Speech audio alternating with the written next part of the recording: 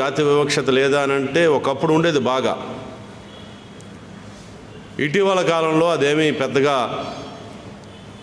బయటికి రాకపోయినా తర్వాత కాలంలో ట్రంప్ అధ్యక్షుడు అయిన తర్వాత మళ్ళీ పెద్ద ఎత్తున నల్ల జాతీయుల మీద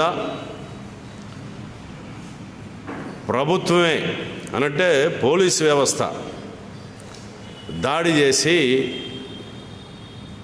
వాళ్ళని హత్యలు చేయడం అన్నది పెరిగిపోయింది. దాని మీద అమెరికన్ సమాజంలోనే పెద్ద ఎత్తున నిరసనలు జరిగాయి. బ్లాక్ లివ్స్ మ్యాటర్ అని చెప్పని పెద్ద ఎత్తునే అమెరికన్ సమాజంలో తర్వాత మిగతా ప్రపంచంలో కూడా చోటు చేసుకున్నటువంటి పరిస్థితి. అంటే శ్వేత జాతీయులు, తెలుపు వర్ణం కలిగినటువంటి ప్రజల యొక్క ప్రతినిధిగానే ట్రంప్ తనను తాను నిస్సిగ్గుగా ప్రకటన చేసుకున్నటువంటి పరిస్థితి కూడా ఉంది. ఈరోజు అమెరికన్ రాజకీయాల్లో కూడా అటు రిపబ్లికన్ పార్టీ, డెమోక్రటిక్ పార్టీ, మిగతా పార్టీలు ఉన్నాయి కానీ మిగతా పార్టీలకు పెద్దగా ఉండదు. ఎందుకంటే 96% ఓట్లు, 94 నుంచి 96% ఓట్లు ఆ రెండు పార్టీల మధ్యనే వస్తాయి. మిగతా పార్టీలు ఒక 4-5 పార్టీలు ఏవో పోటీ చేసినాయి. వీళ్ళందరూ కలిపి ఆ 4-5% ఓట్లే పొందేటటువంటి పరిస్థితి ఉంది. ఈ రెండు పార్టీల మధ్యన అధికార మార్పిడి పోటీ ఉంటుంది. అధికార మార్పిడి కూడా రెండు పార్టీల మధ్యన జరుగుతుంది. రిపబ్లికన్ పార్టీ తరఫున అధ్యక్షుడుగా పోటీ చేయడానికి ముందు ఆ పార్టీలో అంతర్గతంగా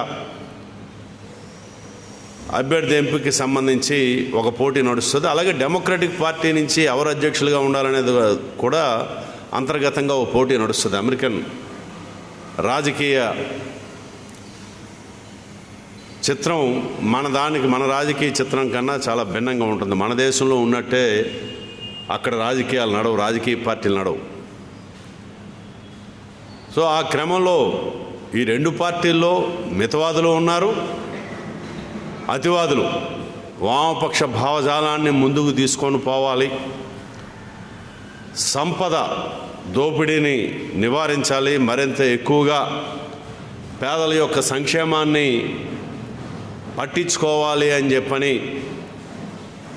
డిమాండ్ చేసేటటువంటి వాళ్ళు ఉన్నారు. రిపబ్లికన్ పార్టీ కన్నా అలా డిమాండ్ చేసేవాళ్ళు డెమోక్రటిక్ పార్టీలో ఎక్కువ ఉన్నారు. డెమోక్రటిక్ పార్టీ అధ్యక్ష అభ్యర్థిని నిర్ణయం చేసే క్రమంలో ఇద్దరి మధ్యన పోటీ జరిగింది తీవ్రంగా. అంటే వాస్తవానికి ముగ్గురు.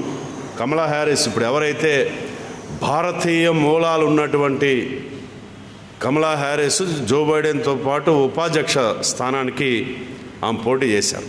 ఆమె కూడా అమెరికన్ డెమోక్రటిక్ పార్టీ తరఫున అమెరికన్ అధ్యక్ష స్థానానికి పోటీ పడ్డారు. అయితే ఆమె ముందే తప్పుకున్నారు, ఆమెకు రావాల్సిన మద్దతు రాలేదు. శాండర్స్కి బైడెన్కి చాలా తీవ్రంగా పోటీ నడిచింది.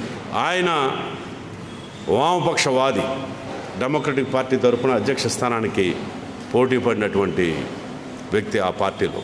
సరే, అతనికి రావాల్సిన మద్దతు రాకపోవడంతో అతను వైదొలిగాడు. ఆఖరికి ఇంతకుముందు ఒబామా అధ్యక్షుడిగా ఉన్నప్పుడు ఉపాధ్యక్షుడిగా పనిచేసినటువంటి జో బైడెన్ డెమోక్రటిక్ పార్టీ తరఫున అధ్యక్ష స్థానానికి పోటీ పడ్డాడు. సరే, ఎన్నికలు అయ్యాయి.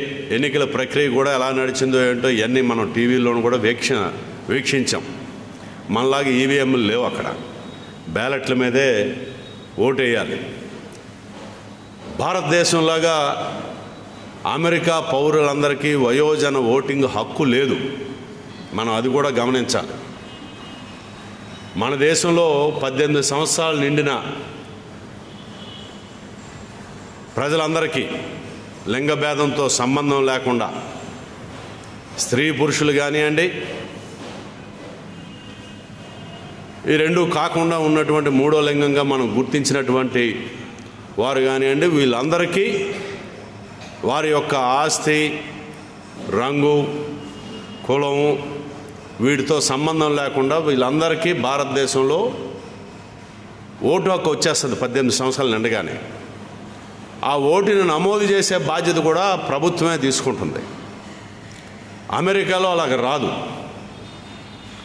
అమెరికాలో చాలామంది వాళ్ళ జీవితకాలంలో ఓటు వేయకుండానే అంటే ఓటు హక్కు పొందకుండానే, ఓటు వేయడం వేయకపోవడం అన్నది వ్యక్తి ఇష్టం అనుకోండి, అసలు ఓటు హక్కు పొందకుండానే, ఓటు వేసేటటువంటి హక్కును పొందకుండానే మరణించినటువంటి వాళ్ళు అనేక మంది ఉన్నారు. సో వీళ్ళు దరఖాస్తు చేసుకోవాలి.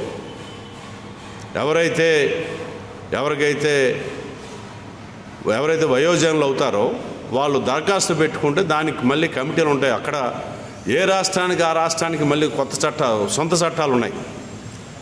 ఆ చట్టాల పరిధిలో ఉన్న కమిటీలు ఇతను ఓటింగు హక్కు పొందడానికి అర్హుడా కాదా అని చెప్పని వాళ్ళు నిర్ధారణ చేసి ఓటు హక్కు కల్పిస్తారు. కాబట్టి మనలాగా వాళ్ళందరికీ వయోజన ఓటింగు హక్కు లేదు. అలాగే ఓటు హక్కు పొందినటువంటి వాళ్ళలో, లేకపోతే ఓటు హక్కు నిరాకరించబడినటువంటి వాళ్ళలో ఎక్కువ మంది నల్ల జాతీయులు ఉన్నారు. ఇతర దేశాల నుంచి, శ్వేతేతర దేశాల నుంచి వలస వచ్చినటువంటి ఆసియా ఖండానికి, ఆఫ్రికా ఖండం నుంచి అమెరికాకి వలస వెళ్ళినటువంటి వాళ్ళలో అనేక మందికి ఇప్పటికీ ఓటు హక్కు రాకుండా ఉన్నటువంటి వాళ్ళు ఉన్నారు. మరి అలాంటి ఓటింగ్లో మళ్ళీ ట్రంప్ నేనే గెలుస్తానని చెప్పని అనుకున్నాడు. మన కౌంటింగ్ పూర్తి అయిపోయింది. స్పష్టంగానే జో బైడెన్ డెమోక్రటిక్ పార్టీ అభ్యర్థి గెలిచాడు అని చెప్పని అన్నారు. మనలాగా ఎన్నికలు అయిపోయిన వెంటనే ఎవరు గెలిచారో ప్రకటన చేసిన తర్వాత వెంటనే అధికార మార్పిడి జరగదు అక్కడ. అది కూడా మనం తెలుసుకోవాలి. నవంబర్ నెల 3వ తారీఖున జరిగింది. ప్రతి సంవత్సరం 3వ తారీఖునే, ప్రతిసారి జరగదు. మళ్ళీ దానికి ఒక లెక్క ఉండాలి. మొదటి ఆ వారం ఏదైతే ఎన్నికలు జరిగిన వారం ఏ రోజు వస్తే ఆ రోజున ఎన్నికలు జరుగుతాయి అక్కడ. ఇంక ఇక్కడి నుంచి ఎన్నికైనటువంటి అధ్యక్షుడు జనవరి 20ని, వచ్చే సంవత్సరం జనవరి 20ని పదవి బాధ్యతలు చేపడతాడు. అప్పుడు దాకా కొత్తగా వస్తే ఇప్పటి నుంచి ప్రక్రియ మొదలవుద్ది అన్నమాట. ఇతని టీము రేపు తన బాధ్యతలు తీసుకునేటప్పుడు వైట్ హౌస్, శ్వేత సౌధం ఏదైతే ఉందో శ్వేత సౌధ నిర్వహణ కానివ్వండి, ఇతర ఆ దేశ వ్యవహారాల నిర్వహణకి వాటికి సంబంధించి తన జట్టును తను ఎంపిక చేసుకొని వాళ్ళందరికీ ఒకరికొకరికి బాధ్యత ఇస్తూ ఆయన 20వ తారీఖుని ఆ బాధ్యతలు, అంటే జనవరి 20న ఆ బాధ్యతలు స్వీకరిస్తాడు. ఎప్పుడూ 2 నెలలు కాలం మధ్యలో ఉంటుంది. ఇప్పుడు దాకా అధ్యక్షుడిగా ఉండి మొన్న ఎన్నికల్లో ఓడిపోయినటువంటి ట్రంప్, నేను కాదులే కోర్టుకి వెళ్తాను, నేనేమి ఇవ్వనని ముందు నుంచి మనకు తెలుసు కదా. ట్రంప్ వ్యవహారం అంతా కొంచెం తల తిక్కగానే నడుస్తూ ఉంది అనేక అంశాలలో. ఆ క్రమంలో ఏమవుతుందో అన్నది ఇంకా ఉత్కంఠ ఉంది. జో బైడెన్కి పూర్తిగా అధికార మార్పిడి సాఫీగా జరుగుతుందనేటటువంటి పరిస్థితి లేదు. ఇది కాకుండా ఒక ప్రమాదకరమైనటువంటి పరిస్థితి మనం గమనించాల్సింది, అమెరికా అంటే స్వేచ్ఛకి ప్రతీక, ప్రజాస్వామ్యానికి ప్రతీక అని చెప్పని బ్రహ్మాండంగా ప్రచారం చేసుకుంటారు. అమెరికాలో నిజంగా అంత స్వేచ్ఛ ఉందా? ప్రజాస్వామ్యం అంతగా పరిఢమిల్లుతుందా అన్నది మనం పరిశీలన చేస్తే అది డొల్ల తప్ప బయటికి చెప్తున్న మాటలకు అనుగుణంగా అక్కడ స్వేచ్ఛ కానీ ప్రజాస్వామ్యం కానీ లేవన్నది స్పష్టమవుతుంది. ఇది కాకుండా ఇప్పుడు ఈ జాతీయ అహంకారం ఈ 2 పార్టీల్లో కూడా, ప్రధానంగా ఉన్నటువంటి రిపబ్లికన్ డెమోక్రటిక్ పార్టీల్లో మితవాదుల యొక్క ప్రాబల్యం పెరుగుతూ ఉంది.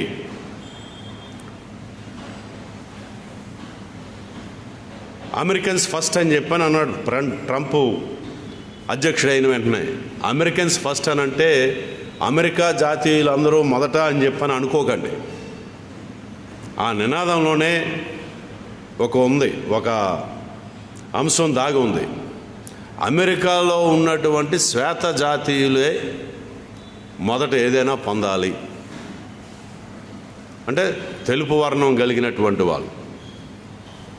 వాళ్ళకు అనుకూలంగా మళ్ళీ జాతీయ అహంకారం పెరుగుతూ, అక్కడ మనలాగా కులాల వ్యవస్థ లేదు. అక్కడ రంగును బట్టి నిర్ణయం చేస్తారు. తెలుపు, గోధుమ రంగు, నలుపు. భారతదేశానికి సంబంధించి మనం కూడా నల్లవాళ్ళ కిందనే లెక్క. మనం అనుకుంటాం, మురిసిపోతాం మేము తెల్లోళ్ళం అని చెప్పని, తెల్లగా ఉన్నారని చెప్పని. ఈ తెలుపుదనం వాళ్ళ తెలుపు దగ్గర మనది నిలబడదు. కాబట్టి మన కూడా అలాగే చూసినప్పుడు కమలా హ్యారిస్ మొట్టమొదట నల్లజాతి తరపున ఆసియా ఖండం నుంచి ఎన్నికైనటువంటి ఉపాధ్యక్ష పదవికి ఎన్నికైనటువంటి తొలి మహిళ. దీనికి ముందు ఒబామా నల్లజాతీయుడే, ఆఫ్రికా మూలాల నుంచి వచ్చినటువంటి వ్యక్తి ఆ పదవిని చేపట్టాడు. ఇప్పుడు దాకా అమెరికా చరిత్రలో అంత స్వేచ్ఛ సమానత్వం అని చెప్పని చెప్పుకున్నటువంటి ఆ దేశంలో ఒక మహిళ అధ్యక్షురాలిగా కానీ ఉపాధ్యక్షురాలిగా కానీ ఎన్నిక కాలే. ఇదే మొదటిసారి. కమలా హ్యారిస్ అనేక రికార్డుల్ని బదలగొట్టింది చరిత్రలో, అమెరికన్ రాజకీయ చరిత్రలో.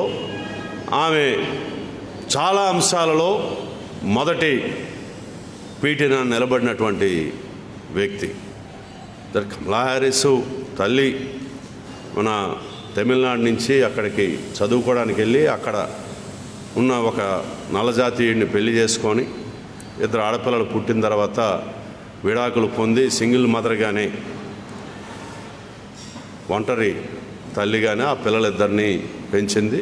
ఈమె లాయర్గా వృత్తిని, మన స్టాలిన్ గారి లాగా లాయర్ వృత్తిని చేపట్టి అక్కడ అణగారిన వర్గాల పక్షాన నిలబడి న్యాయ పోరాటం చేసి అలాగా ఆమె పేరు సంపాదించారు, ఆమె ఎన్నికయ్యారు.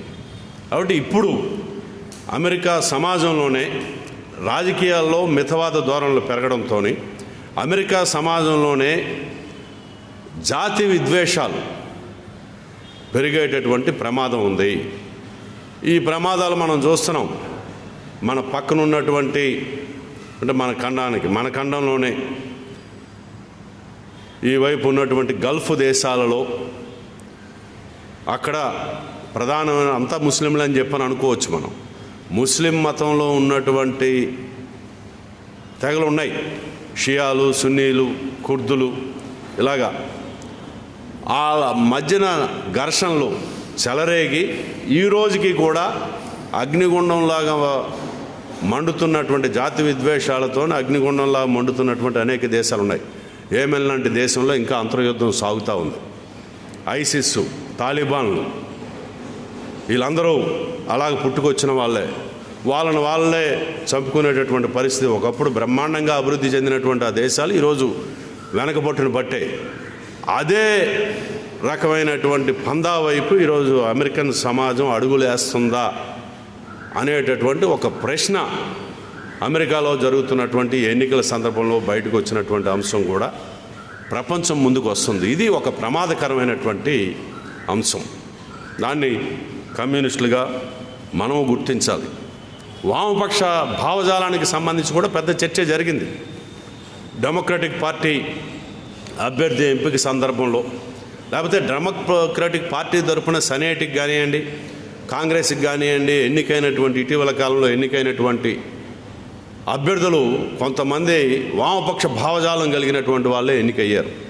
ఇది ఒక శుభ పరిణామంగా మనం భావించినప్పటికీ ఇంకోవైపు ఈ మితవాద ధోరణిలో పెరగడం అన్నది ఒక ప్రమాదకరమైనటువంటి అంశంగా మనం చూడాల్సినటువంటి పరిస్థితి ఉంది. కామెంట్స్ ఇక మన దేశంలో కూడా ఇటీవల బీహారు శాసనసభకి ఎన్నికలు జరిగాయి. దాంతోపాటు వివిధ రాష్ట్రాలలో ఉన్నటువంటి మరణించిన, రాజీనామా చేసిన స్థానాలకు కూడా ఉప ఎన్నికలు జరిగాయి. ఈ ఎన్నికల్లో ముందు నుంచి బీహార్లోని ఎన్డీఏకే అనుకూలంగా ఉంటుంది అని చెప్పని భావించాం. ముందులో అదే రకమైనటువంటి పద్ధతుల్లో సర్వేలు కూడా చెప్పాయి ఎన్డీఏ మళ్ళీ అధికారాన్ని చేపడుతుందని. ఎందుకంటే ఎన్డీఏ కేంద్రంలోని బీజేపీ నాయకత్వంలో ఎన్డీఏ కూటమి అధికారంలో ఉంది. రాష్ట్రంలో కూడా ఇప్పటికీ 4 దఫాలుగా ముఖ్యమంత్రిగా పనిచేసినప్పుడు నితీష్ కుమార్ ఉన్నాడు, అతనే అధికారంలో ఉన్నాడు. మరో పక్కన అవినీతి కుంభకోణాల్లో కూరుకొని పోయి జైలు పాలైనటువంటి మాజీ ముఖ్యమంత్రి ఆర్జేడీ నాయకుడు లాలూ ప్రసాద్, లేకపోతే ఆయన కొడుకులిద్దరూ గత ఎన్నికల్లో మహాగఠబంధన్ అని చెప్పని ఒకదాన్ని ఏర్పాటు చేసి నితీష్ కుమార్తో పాటు జేడీయూ, ఆర్జేడీ, కాంగ్రెస్, వామపక్షాలు కలిపి పోటీ చేసి వీళ్ళే అధికారంలోకి వచ్చారు. లాలూ ప్రసాద్ యాదవ్ కొడుకులు తేజస్వి యాదవ్, ఇంకోడు ఉన్నాడు ఏదో తేజ్ ప్రతాప్ యాదవ్, వాళ్ళిద్దరూ మంత్రులుగా, ఒకడు ఉప ముఖ్యమంత్రిగా, ఇంకోడు మంత్రిగా పనిచేశారు. వాళ్ళంతా పెద్దగా చదువుకోలేదని, వీళ్ళకేమీ తెలియదని, మళ్ళీ అరాచక పాలనని తీసుకొస్తున్నారని పెద్ద ఎత్తున ప్రచారం జరిగి ఆఖరికి ఆ మహాగఠబంధన్ నుంచి జేడీయూ తప్పుకోవడం, మళ్ళీ జేడీయూ నితీష్ కుమార్ బీజేపీతో జతకట్టి ప్రభుత్వాన్ని ఏర్పాటు చేయడం ఇవన్నీ మనకు తెలిసిందే. మరి ఈ నేపథ్యంలో వీళ్ళిద్దరికి కూడా అంత పట్టు లేదు, సానుకూలత లేదు, సరైనటువంటి నాయకత్వం మహాగఠబంధన్కి లేదు అని చెప్పనేది పెద్ద ఎత్తున ప్రచారం కూడా జరిగింది. ఈ నేపథ్యంలో సరే తేజస్వి యాదవ్ కాంగ్రెస్తోని మళ్ళీ మహాగఠబంధన్ నిర్మాణానికి సంబంధించి ఆర్జేడీ, కాంగ్రెస్, వామపక్షాలు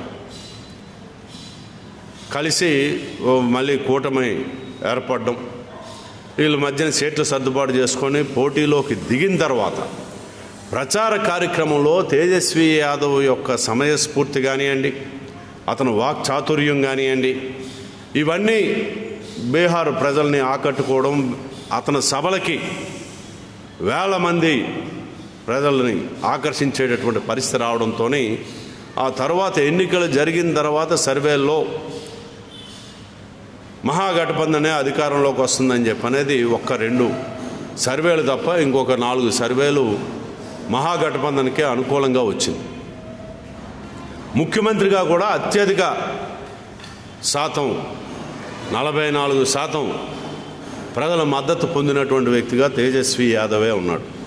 35% నితీష్ కుమార్కి వచ్చింది ఇప్పుడు ఉన్నటువంటి ముఖ్యమంత్రికి. సో ఇదంతా కొంచెం మనలాంటి వాళ్ళకు కూడా చిన్న ఆశ కలిగింది.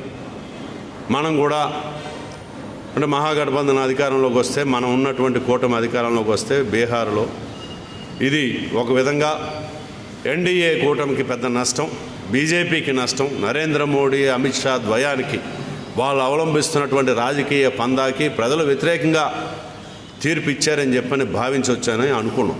కానీ దానికి భిన్నంగా మంచి పోటీ ఇచ్చారు, దానికి భిన్నంగా ఫలితాలు వచ్చాయి. ఈ ఫలితాల్లో కూడా మనం చూసుకుంటే ఇక్కడ కూడా ఒక ప్రమాదం, అవతల ఎన్డీఏ కూటమిలో ఉన్నటువంటి మారిన పరిస్థితులు. గతంలో నితీష్ కుమార్ పార్టీ జేడీయూకే అధిక స్థానాలు ఉండేవి, దానిలో భాగస్వామ్యంగా రెండో పెద్ద పార్టీగా బీజేపీ ఉండేది. ఈసారి నితీష్ కుమార్ మీద వ్యతిరేకత పెరగడం, నరేంద్ర మోడీయే ప్రచారాన్ని భుజాల మీద వేసుకొని ఎన్నికల ప్రచారం నడపడం, బీజేపీ అధిక స్థానాల్ని, దాదాపు 74 స్థానాల్ని, శాసనసభ స్థానాల్ని గెలిచింది. 54 మాత్రమే జేడీయూ గెలిచింది. ఆఖరికి ఏదో నితీష్ కుమారే ముఖ్యమంత్రి అభ్యర్థి మా తరఫున అని చెప్పని ప్రకటన వచ్చిందనుకోండి.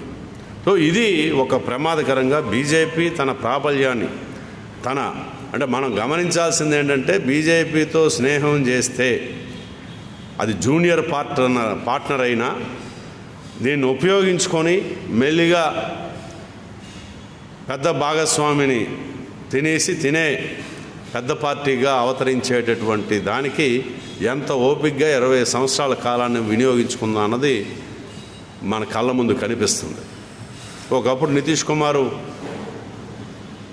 నరేంద్ర మోడీని సవాలు చేశాడు. నరేంద్ర మోడీ ప్రధానమంత్రి అయితే నేను మీతో కలిసి ఉండను, గోద్రా ఘటనల నేపథ్యంలో అతను నరహంతకుడు, ఇటువంటి వ్యక్తితో మేము కలిసి ఉండమని బయటకు వచ్చారు. అప్పుడే బీజేపీతో తెగదింపులు చేసుకొని కాంగ్రెస్ ఆ రోజుని సిపిఐ కూడా ఒక స్థానం ఉండేది. మన అందరి మద్దతుతోని ఆర్జేడీ మద్దతుతోని ముఖ్యమంత్రిగా బాధ్యతలు తీసుకొని, అంటే ఆయన మాంజీ అనుకుంటాను, మాంజీని ముఖ్యమంత్రిగా పెట్టి కొన్నాళ్ళు నడిపాడు జేడీయూ తరఫున. ఈ రోజున మళ్ళీ అతనితోనే కలిశాడు. ఇక ఆ పార్టీ ప్రాబల్యం బీహార్లో తగ్గిపోతున్నటువంటి నేపథ్యం. ఇది బీజేపీ ప్రాబల్యం పెరగడానికి ఒక సంకేతం అయితే, మరో పక్కన మహాగఠబంధన్లోని తేజస్వి యాదవ్ తనను తాను నిరూపించుకున్నాడు.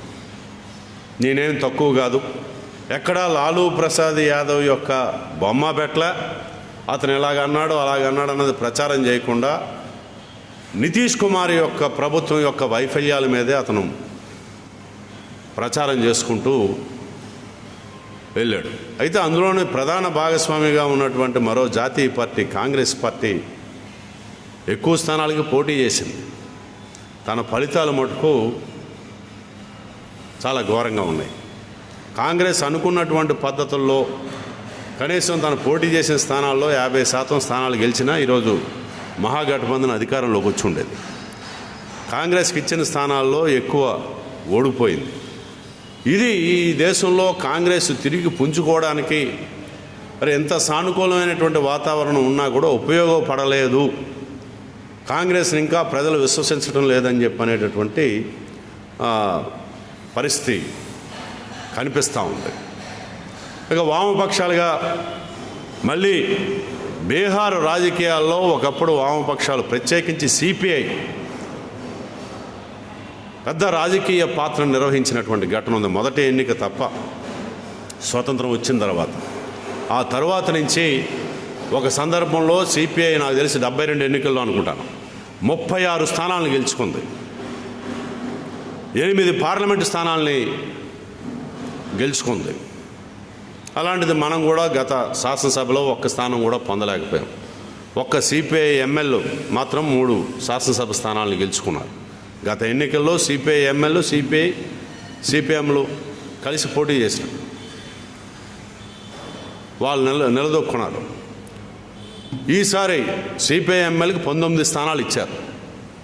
మనకి 6, సిపిఎంకి 4 ఇస్తే మన 6లో 2 గెలిచాం. సిపిఎం 4లో 2 గెలిచింది. 19 స్థానాలు పోటీ చేసినటువంటి సిపిఐ ఎమ్మెల్యే లిబరేషను 12 స్థానాలని గెలుచుకుంది. మళ్ళీ డబల్ డిజిట్తో వామపక్షాలుగా ఓవరాల్గా డబల్ డిజిట్తోని ఒక ప్రభావాన్ని కలగజేసే పద్ధతుల్లో ఫలితాలు వచ్చాయి. దీని మీద పెద్ద చర్చే జాతీయ మీడియాలో కానివ్వండి, నిన్న మన పత్రికలు కూడా రాశాయి వామపక్షాల యొక్క ప్రాబల్యానికి సంబంధించి. మీరు గమనించండి. ఇది ఒక సానుకూలత ఉన్నా మనం సిపిఐగా ఒకప్పుడు అంత బేస్ ఉండేది, మనకి సొంతంగా గెలుచుకునేటటువంటి బేస్ని కోల్పోతూ ఉన్నాం. లిబరేషను ఎలాగా పెరిగింది, మనం ఎందుకు అని పొందలేదనంటే కింద ఉన్నటువంటి ఒకప్పుడు బీహార్లోని అణగారిన వర్గాల యొక్క గొంతుగ్గా సిపిఐ పనిచేసింది. ఢిల్లీలో దేశవ్యాప్త సమస్యల మీద ఎప్పుడైనా ఆందోళన చేస్తే, సిపిఐ ఆందోళనకు పిలిపిస్తే 4 రోజుల ముందు నుంచే బీహార్ నుంచి వేలాది మంది రైల్లోని తరలి వచ్చి ఢిల్లీ వీధుల్లోని వాళ్ళ చద్దిమూటలు పట్టుకొని ఊరేగినటువంటి పేద జనం ఉండేవారు. ఈరోజు అంత పరిస్థితి లేదు. గాంధీ మైదాన్, పాట్నాలో ఉన్నటువంటి గాంధీ మైదాన్లో సిపిఐ బహిరంగ సభ పెడితే నిండిపోయేది ఆ మైదానం అంతా. ఎందుకు ఈ రకమైనటువంటి పరిస్థితి వచ్చిందని సిపిఐ కూడా, అక్కడ ఉన్నటువంటి సిపిఐ కూడా పునరాలోచన చేసుకొని మళ్ళీ ప్రజలతో మన సంబంధాలను మెరుగుపరుచుకునేటటువంటి పద్ధతుల్లో తగిన విధంగా ముందుకు వెళ్లాల్సినటువంటి అవసరం ఉంది. ఇంకొక ప్రధానమైనటువంటి ఘటన ఎంఐఎం, మన హైదరాబాద్లో ఉన్నటువంటి మజ్లిస్ ఇతేదుల్ ముస్లిమాన్ అని పార్టీ, ఇప్పుడు మన రాజధాని నగరానికి, జంట నగరాలకి పరిమితమైనటువంటి ఆ పార్టీ మహారాష్ట్ర ఎన్నికల్లో, గుజరాత్ ఎన్నికల్లో, ఇప్పుడు బీహార్లో అంటే మహారాష్ట్ర, గుజరాత్లో గెలవకపోయినా ఒక ప్రభావాన్ని చూపించింది, ఓటింగ్ శాతం పెంచుకోగలిగింది. బీహార్ ఎన్నికల్లో ఇంతకు ముందు జరిగినటువంటి ఉప ఎన్నికల్లో ఒక స్థానాన్ని గెలిచారు. ఇప్పుడు వాళ్ళు 5 స్థానాలను గెలుచుకున్నారు. దీని మీద పెద్ద చర్చ జరుగుతుంది. దాని వాస్తవాలు మనం తెలుసుకోవాలి. ఇది కూడా బీజేపీ హిందుత్వ వాదం కలిగినటువంటి, మతవాదం కలిగినటువంటి భావజాలానికి ప్రాతినిధ్యం వహించేటటువంటి రాజకీయ పార్టీ అయితే, ఎంఐఎం ముస్లిం మతవాద భావజాలం కలిగినటువంటి మతానికి ప్రాతినిధ్యం వహించేటటువంటి రాజకీయ పార్టీ. ప్రతిపక్షాల మధ్యన ఓట్ల చీలిక ద్వారా పరోక్షంగా బీజేపీ లేకపోతే ఎన్డీఏ కూటమి గెలుపుకి సహకరిస్తుంది ఎంఐఎం అనేది కూడా ఒక వాదన ఉంది. అలాగని ఎంఐఎంతో మనం సర్దుబాటు చేసుకొని పోటీ చేసే పరిస్థితి, ఎందుకంటే ఇది కూడా మతవాద పార్టీ. ఇది పరోక్షంగా బీజేపీ విస్తరణకి, బీజేపీ గెలుపుకి దోహదపడుతుందని చెప్పనేది కూడా ఒక బలమైన వాదన వినిపిస్తూ ఉంది. అలాగే ఇతర రాష్ట్రాల్లో ఖాళీ అయినటువంటి మధ్యప్రదేశ్, ప్రత్యేకించి మధ్యప్రదేశ్లో కరోనా లాక్డౌన్కి ముందు ఆ ప్రభుత్వాన్ని, కాంగ్రెస్ ప్రభుత్వాన్ని కూలగొట్టి మళ్ళీ బీజేపీ ప్రభుత్వాన్ని ఏర్పాటు చేసిన సందర్భంగా కాంగ్రెస్ పార్టీ శాసనసభ్యులు జ్యోతిరాదిత్య సింధియా నాయకత్వంలో కొంతమంది బయటకు వచ్చి రాజీనామా చేసి శివరాజ్ సింగ్ చౌహాన్కి, బీజేపీకి మద్దతు ఇవ్వడంతో ఆయన ప్రభుత్వాన్ని ఏర్పాటు చేశాడు. ఇప్పుడు అక్కడ ఖాళీ అయినటువంటి స్థానాలు, తర్వాత మరణించినటువంటి శాసనసభ సభ్యుల స్థానాలకి మళ్ళీ ఎన్నికలు జరిగితే ఇది ప్రతిష్టాత్మకంగానే కాంగ్రెస్ తీసుకుంది, బీజేపీ తీసుకుంది. ఎందుకంటే తగిన సంఖ్యలో స్థానాలు గెలవకపోతే అక్కడ ప్రభుత్వం కూలిపోద్ది. అక్కడ కూడా మెజారిటీ స్థానాలని బీజేపీ గెలుచుకున్నటువంటి పరిస్థితి. గుజరాత్లో బీజేపీయే అన్ని స్థానాలు గెలిచింది. ఆశ్చర్యకరంగా ఉత్తరప్రదేశ్లోని జంగల్ రాజ్ నడుస్తూ ఉంది. రోజు అక్కడ దళిత వర్గాల మీద దాడులు జరుగుతూ ఉన్నాయి. దళిత బాలికలు, మహిళలు మానభంగానికి గురవుతూ ఉన్నారు. హత్రాస్ లాంటి ఘటన ఈ దేశాన్ని కుదిపివేసింది. ఇన్ని జరిగినా కూడా అక్కడ జరిగినటువంటి ఉప ఎన్నికల్లో ఒక స్థానం మినహా మిగతా అన్నీ బీజేపీ గెలిచింది. ఆ ఒకటి సమాజ్వాదీ పార్టీ గెలిచినటువంటి పరిస్థితి.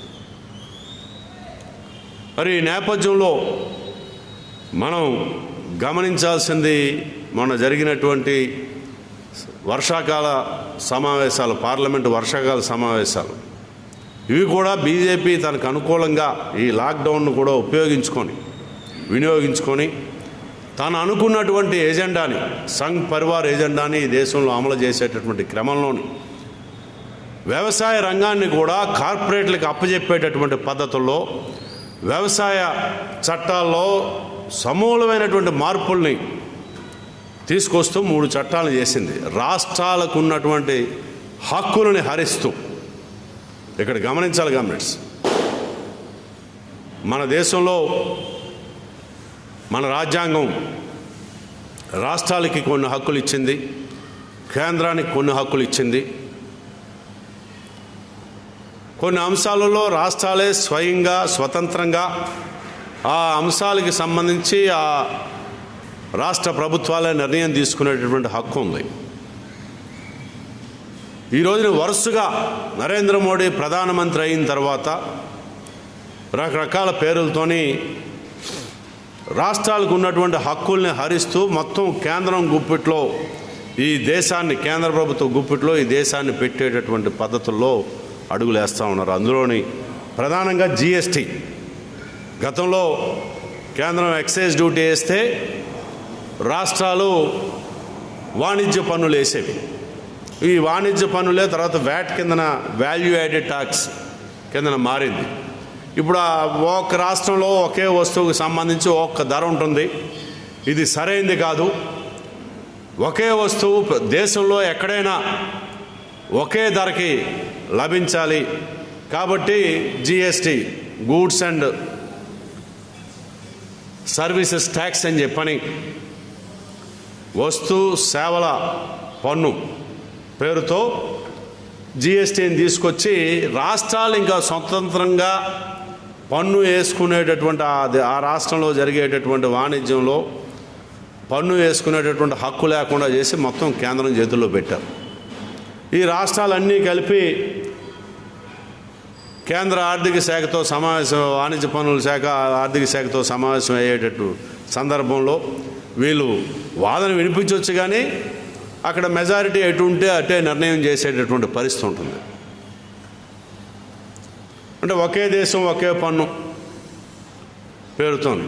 అదేవిధంగా మొన్ననే నూతన విద్యా విధానానికి సంబంధించి విద్యా హక్కు చట్టాన్ని తీసుకొచ్చారు.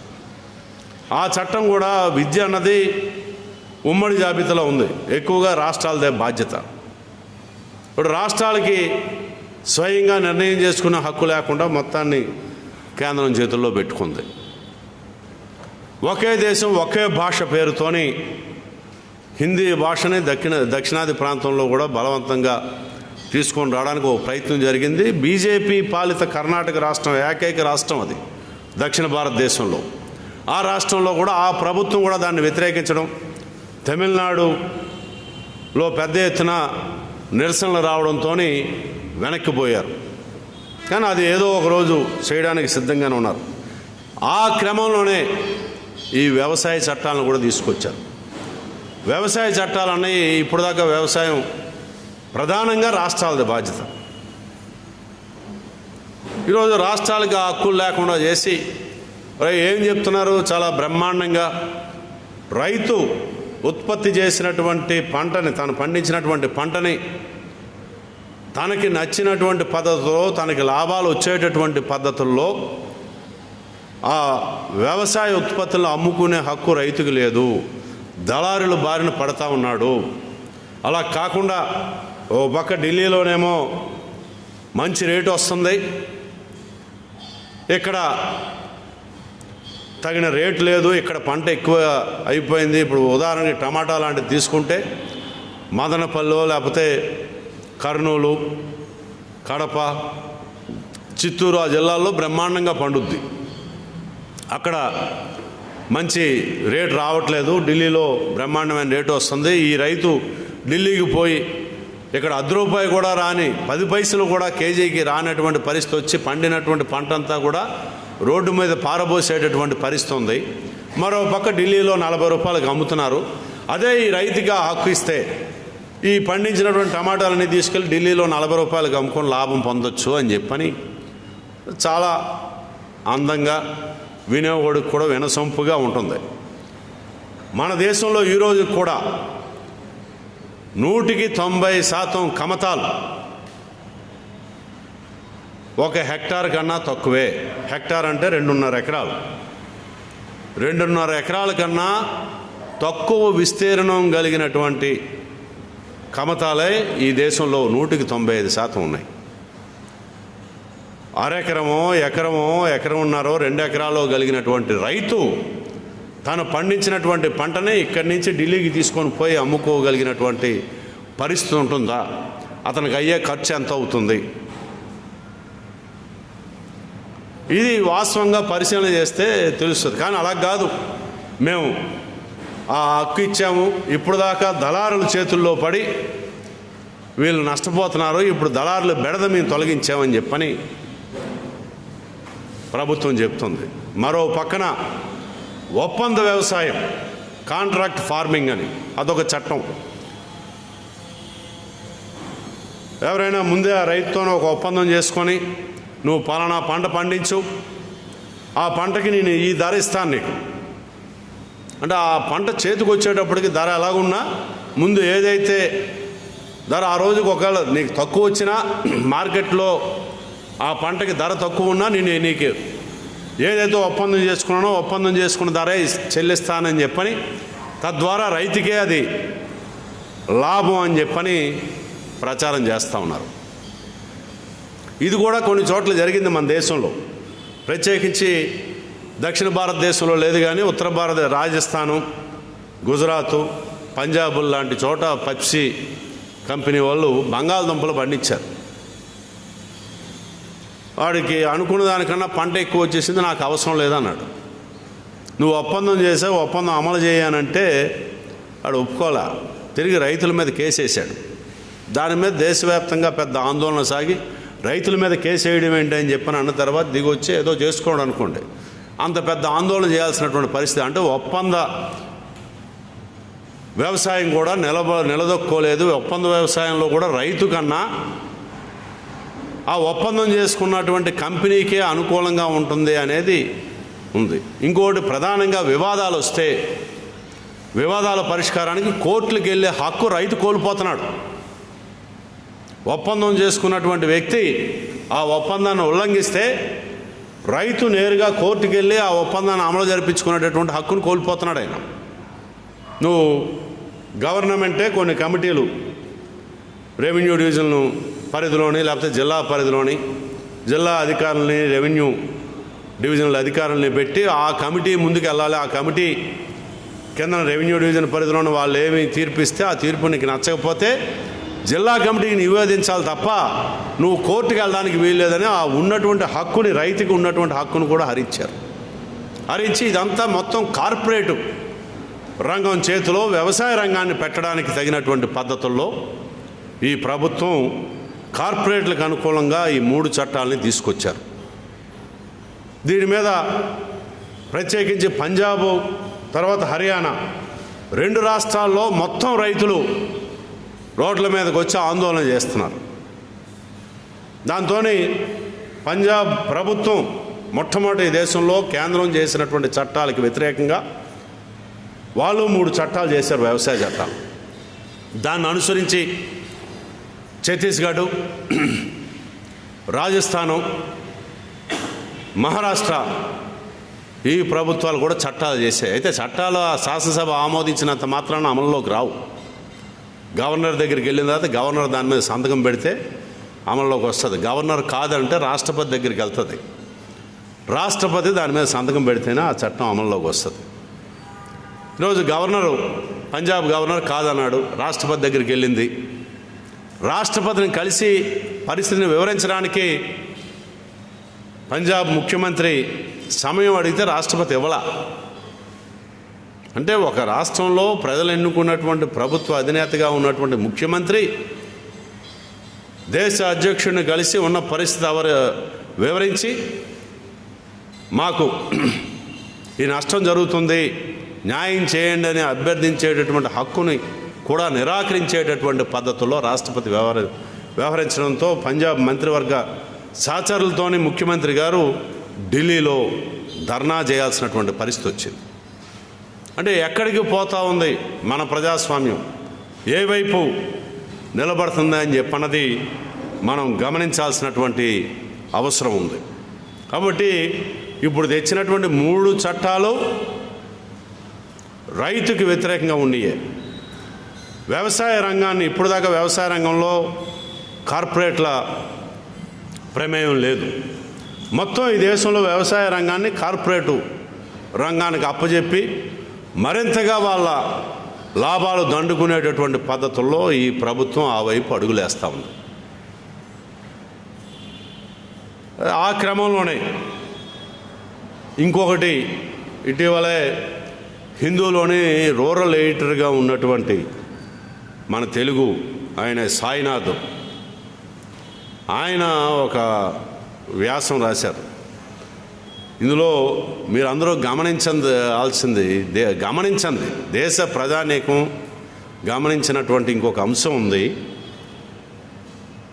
పంటల బీమా పేరుతోని మనం అడుగుతాం కదా, రైతులకి పంటల బీమా, వాళ్ళు పండించినటువంటి పంట ఏదైనా తుఫాన్లకి లేకపోతే ఇతరత్ర దెబ్బతిని కరువు కాటకాలకి దెబ్బతింటే వాళ్ళకి బీమా కల్పించాలని చెప్పని ఆ పంటల బీమా పేరుతోని వ్యవసాయ రంగం నుంచి వేల కోట్ల రూపాయలు 2 ప్రధానమైనటువంటి కార్పొరేట్ కంపెనీలకి కేంద్ర ప్రభుత్వం కట్టబెడతా ఉంది. అందులో ఒకటి రిలయన్స్, అంబానీలకు చెందినటువంటి కంపెనీ. రెండోది రూయాల్, ఎస్ఆర్కి సంబంధించినటువంటి కంపెనీ. ఎస్ఆర్ వాళ్ళు చాలా తీవ్రంగా దెబ్బతిన్నారు. ఎస్ఆర్ ఆయిల్స్ అమ్మేశారు. మన పక్కన ఉండేటువంటి ఎస్ఆర్ స్టీల్స్ కూడా లక్ష్మీ మెటల్ వాళ్ళు కొనుగోలు చేసుకున్నారు. ఆ దెబ్బతిన్న కంపెనీలని మళ్ళీ నిలబెట్టేటటువంటి పద్ధతుల్లో ఈ పంటల బీమా పేరుతోనే ఇన్సూరెన్స్ కంపెనీలు వాళ్ళ ఇన్సూరెన్స్ కంపెనీలకే ఎక్కువ ఒప్పందాలు చేసుకొని వేల కోట్ల రూపాయలు వాళ్ళకి చెల్లించేటటువంటి పరిస్థితి కల్పించడం, ఇవన్నీ వీటితో పాటు గతంలోనే మొత్తం 44 కార్మిక చట్టాలని 4 కోడ్లుగా లేబర్ కోడ్లుగా మార్పు చేసి ఇన్ని చట్టాల ఈ కుదించి కార్మికులకి మరింత మెరుగ్గా మరింత గ్యారంటీగా వాళ్ళ శ్రమకి తగిన ప్రతిఫలం ఇప్పించే దానికి మేము ఇన్నెన్ని చట్టాలు ఉండాల్సిన అవసరం లేదని చెప్పని 4 కోడ్లుగా వాటిని మార్చి, అంతకుముందే ఒక కోడ్ వచ్చింది. ఇప్పుడు మన పార్లమెంటు సమావేశాల్లో మిగతా 3 చట్టాలను కూడా ఆమోదించారు. అంటే కార్మికుల హక్కులన్నీ తీసుకెళ్ళి ఈ దేశంలో పెట్టుబడిదారులకి తాకట్టు పెట్టేటటువంటి పద్ధతిలోనే 4 కోడ్లు ఉన్నాయి. దీని మీద పెద్ద ఎత్తున దేశంలో వ్యవసాయ చట్టాల మీద జరిగినంత చర్చ జరగల. ఇది చాలా ప్రమాదకరమైనది ఇది కూడా.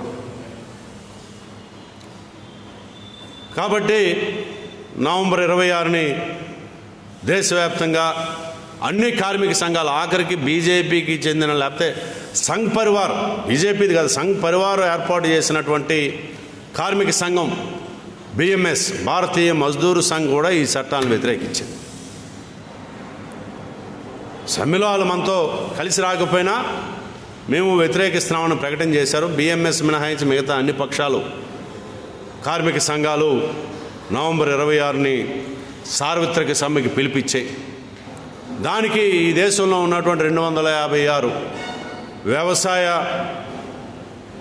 రంగానికి చెందినటువంటి రైతు సంఘాలు, వ్యవసాయ కార్మిక సంఘాలు, రైతు కూలి సంఘాలు కలిపి సంపూర్ణమైన మద్దతు ఇచ్చి కార్మిక కోడ్లే కాదు,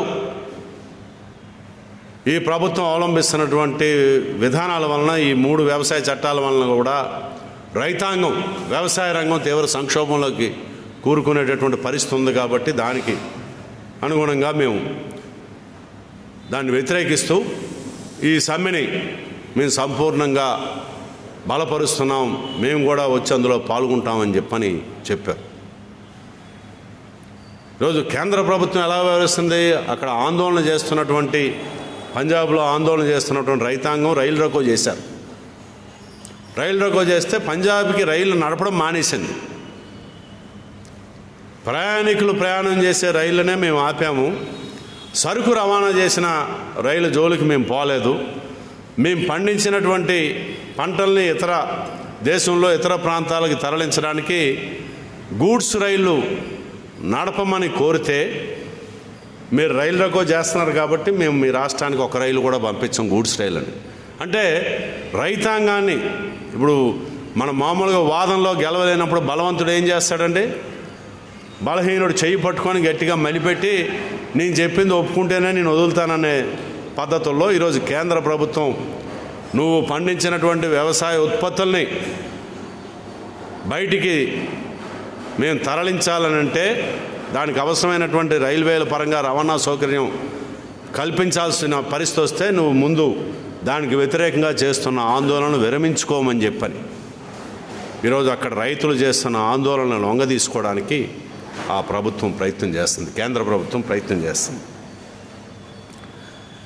అలాగే ఇన్ని ప్రజా వ్యతిరేకంగా దేశవ్యాప్తంగా ప్రజలకి వ్యతిరేకంగా ఇన్ని చేసిన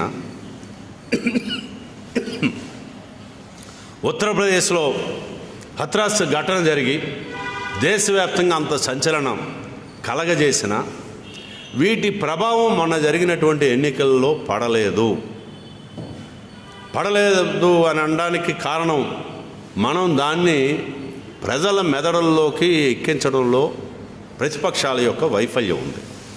ప్రత్యేకించి వామపక్షాలు ప్రజలతో నేరుగా ఆ సంబంధాలు పెట్టుకొని ఉన్న వాస్తవ పరిస్థితిని అనుగుణంగా ప్రజల్ని చైతన్యవంతం చేయడంలో మన వైఫల్యం స్పష్టంగా ఈ ఎన్నికల ఫలితాలు తెలియజేస్తూ ఉన్నాయి. దాని నుంచి మనం పాఠాలు నేర్చుకొని ఏ పద్ధతిలో మనం అడుగులు ముందుకేయాలన్నది ఆలోచన చేయాల్సినటువంటి అవసరం ఉంది. ఇంకా ప్రధానమైంది మొన్ననే ఎల్ఐసిని ప్రైవేటు పరం చేయడానికి కావాల్సినటువంటి పద్ధతుల్లో నిర్ణయాలు చేసుకున్నారు పార్లమెంట్ సమావేశంలో. మరో పక్కన బ్యాంకులు విలీనం కానివ్వండి, రైల్వేలు, విమానాశ్రయాలు వీటిని ప్రైవేటు పరం చేసి దానికి అత్యంత ఇష్టడైనటువంటి అదానీకి కట్టబెట్టడానికి కేంద్ర ప్రభుత్వం అడుగులేస్తూ ఉంది. ముంబై ఎయిర్పోర్టు జీవీకే మన తెలుగు వాళ్ళు ఆ ఎయిర్పోర్ట్ నిర్వహిస్తూ ఉన్నారు. అదానీ గారికి ఆ ఎయిర్పోర్ట్ మీద ప్రేమ కలిగి నాకు అమ్మేమని అడిగితే నేను అమ్మను అన్నారు. వెంటనే జీవీకే సంస్థల మీద హైదరాబాద్లోనే దేశవ్యాప్తంగా ఇతర చోట్ల ఇన్కమ్ ట్యాక్స్ డిపార్ట్మెంట్ను ఉపయోగించుకొని, ఎన్ఫోర్స్మెంట్ డైరెక్టరేట్ను ఉపయోగించుకొని వాళ్ళ మీద దాడులు చేసి, నువ్వు ఆదాయ వివరాలు సమంగా లేదు, విదేశీ పెట్టుబడులు ప్రభుత్వ నిబంధనలకు భిన్నంగా వచ్చాయి, నీ మీద ఎందుకు కేసులు పెట్టకూడదని చెప్పని వాళ్ళని వేధించడంతో బ్యాంకులు కూడా మరో పక్కన మేము ఇచ్చినటువంటి అప్పులు వెంటనే చెల్లించమనే ఒత్తిడి తీసుకొచ్చేటటువంటి క్రమంలోని తప్పనిసరి పరిస్థితుల్లో ముంబై ఎయిర్పోర్ట్ని అదానీ గ్రూపుకి అమ్ముకోవాల్సినటువంటి పరిస్థితి వచ్చింది. అలాగా తనకి అనుంగ మిత్రులైనటువంటి వారికి వాళ్ళకి ఏది కావాలంటే అది ఇంకొక పెట్టుబడిదారుడి చేతిలో ఉన్నా వాళ్ళకి అప్పజెప్పేటటువంటి పద్ధతిలో వ్యవహరించడం. అలాగే రైల్వేలు, ప్రైవేట్ రైళ్ళు ప్రైవేటీకరణకి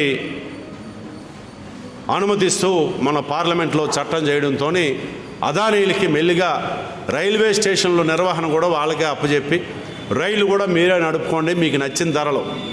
ఇప్పుడు విమాన ఛార్జీలు ఉంటాయి, బాగా డిమాండ్ ఉన్నప్పుడు రేటు బాగా పెరుగుద్ది, డిమాండ్ తక్కువ ఉన్నప్పుడు తక్కువ రేటుకి ఇస్తారు. ఆ పద్ధతుల్లో డిమాండ్ ఉన్నప్పుడు రైలు టికెట్ పెంచుకొని, డిమాండ్ లేనప్పుడు మామూలుగా సాధారణ ధరకి ఆ టికెట్ అమ్ముకునేటటువంటి వెసులుబాటుని కల్పిస్తూ రైల్వేలను కూడా అదానీలకు అప్పచెప్పడానికి ఈ ప్రభుత్వం కుట్ర చేస్తూ ఉంది. లాక్డౌన్ నేపథ్యంలో ప్రపంచవ్యాప్తంగా కుబేరుల యొక్క ఆస్తులు తరిగాయి. ప్రపంచవ్యాప్తంగా, నేను మన దేశంలోనే కాదు, కానీ మన దేశంలో మాత్రం వెనుకబడి ఉన్నటువంటి, అంటే ప్రపంచ కుబేరుల్లో 10వ స్థానంలో ఉన్నటువంటి ముఖేష్ అంబానీ అతను 4వ స్థానానికి ఎగబాకాడు. అంటే గంటకే 80 కోట్ల 90 గంటకి 90 కోట్ల రూపాయల ఆదాయం వస్తుంది అతనికి. ఎక్కడి నుంచి వచ్చింది ఆదాయం? అతను ఏమైనా కష్టపడి చెమటోడ్చి సంపాదించాడా? దీన్నే క్రోనీ క్యాపిటలిజం అంటారు, ఆశ్రిత పెట్టుబడిదారీ విధానం. ఆశ్రిత పెట్టుబడిదారీ విధానం అని అంటే ఎవరు అధికారంలో ఉన్నారో అధికారంలో ఉన్నటువంటి పెద్దలతోనే ప్రభుత్వంతోనే నువ్వు మంచిగా ఉండి వాళ్ళు నీకు అనుకూలమైనటువంటి రాజకీయ విధానాన్ని అమలు జరిపేటట్టు చేయడం ద్వారా ఈ దేశ సంపద నీ ఖాతాలో పడేటటువంటి పరిస్థితి కల్పించుకోవడం. వీడు కష్టపడకుండానే, ఒక్క చెమట చుక్క కూడా కార్చకుండానే రోజుకి 100 కోట్ల రూపాయలు, 1000 కోట్ల రూపాయలు సంపాదించేటటువంటి పరిస్థితి. ఈ ఆశ్రిత పెట్టుబడిదారీ విధానంతోనే ఈరోజు A2 అంటే అంబానీలు, అదానీలు వాళ్ళ ఆస్తులే పెరుగుతూ ఉన్నాయి. అదానీ కూడా నరేంద్ర మోడీ ప్రధానమంత్రి అయ్యేటప్పటికీ ఆయన ఆస్తులేమో అంత ఎక్కువ విలువ ఉన్నాయి కాదు, పెద్దగా తెలీదు. ఒకేసారే 30,000 కోట్ల రూపాయలు ఆస్తి వచ్చి చేరింది, సంపద వచ్చి చేరింది అదానీలకి. కార్పొరేట్ రంగమే ఆశ్చర్యపోయింది ఎలాగొచ్చింది అదానీలకని. ఇప్పుడు అదానీల ఆస్తి కూడా 1,40,000 కోట్లకి పెరిగింది. దాదాపు 7 లక్షల కోట్ల రూపాయల ఆస్తితోని ప్రపంచంలో 4వ అత్యంత పెద్ద సంపన్నుడిగా ముఖేష్ అంబానీ ఎదిగాడు. మన దేశంలో మొదట 10 మందిలోని గౌతమ్ అదానీ ఆయన సంపద కూడా పెంచుకొని వెళ్ళినటువంటి పరిస్థితి ఉంది. మరి వీటికి, ఈ అంశాలకి సంబంధించి మనం ప్రజల్లో తగిన పద్ధతుల్లో చైతన్యం కలగజేయడంలో మన వైఫల్యం ఉంది.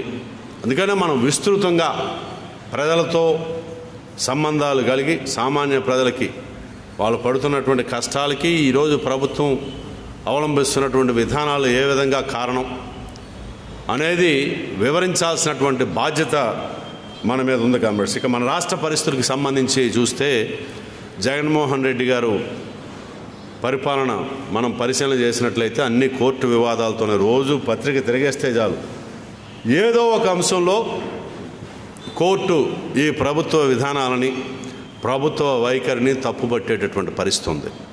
151 స్థానాలు గెలిచి ఇంత మెజారిటీ ఎవరికి రాలా నాకు తెలిసి, అంత మెజారిటీ సంపాదించి ప్రజలకి మెరుగైనటువంటి పరిపాలన ఇచ్చేదాని మీద దృష్టి పెట్టాల్సినటువంటి ప్రభుత్వం ఆ వైపు దృష్టి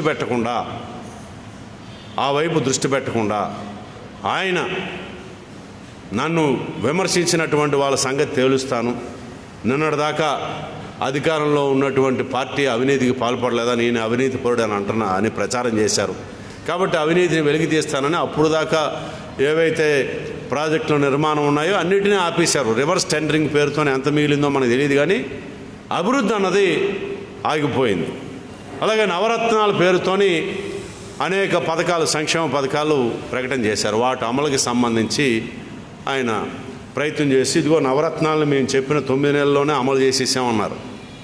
నవరత్నాలు మీరు అమలు చేయొచ్చు, కానీ వేరే రూపంలో ప్రజల మీద వేసినటువంటి భారం ఎంత అన్నది మనం పరిశీలన చేస్తే ప్రజల మీద ఎంత ఈ ఇచ్చిన దానికన్నా ప్రజల మీద మోపిన భారాల ఖరీదే ఎక్కువగా ఉన్నటువంటి పరిస్థితి. ఈరోజు పోలవరం ప్రాజెక్ట్ ఏమవుతుందో తెలియదు. ఎందుకంటే కేంద్ర ప్రభుత్వం మన రాష్ట్రంలో ఉన్నటువంటి అధికార ప్రధాన ప్రతిపక్ష పార్టీలు రెండింటి ఉపయోగించుకొని ఆట ఆడుకుంటుంది. రాష్ట్ర ప్రయోజనాలతోని ఆట ఆడుతూ ఉన్నారు. ఈరోజు ఒక విచిత్రమైనటువంటి పరిస్థితి ఉంది. ఈ రాష్ట్రంలో